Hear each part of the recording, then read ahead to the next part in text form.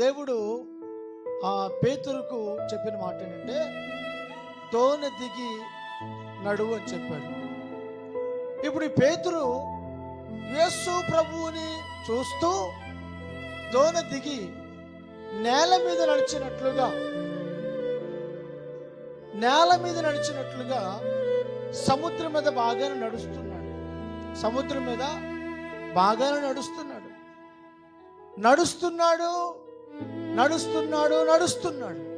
కానీ యేసు ముఖము చూసినంతసేపు బాగా నడిచాడు. మధ్యలో ఏమి ఎదురైందంటే అతనికి ఆ వాక్య భాగం చదవండి. 30వ వచనం. గాలిని చూచి భయపడి మునిగిపోసాగెను. చాలు, గాలిని చూచి మునిగిపోయాడు. ఈ రోజున నువ్వు ప్రభువు ముఖమును చూచి నడుస్తూ ఉండగా బాగానే పరిగెత్తుతావు.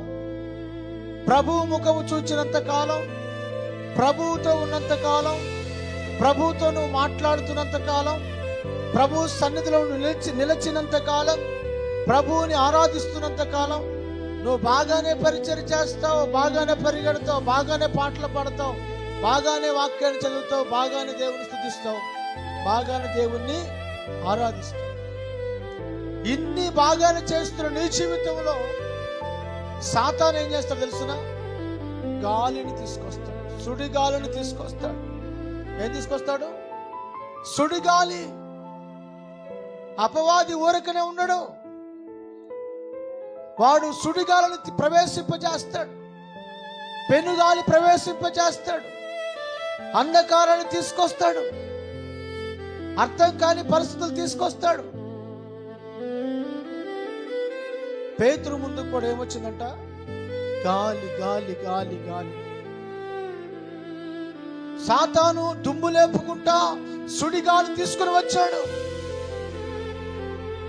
ఆ సుడిగాలిని చూసి భయపడి మునిగిపోయాడంట. అర్థమవుతుందా?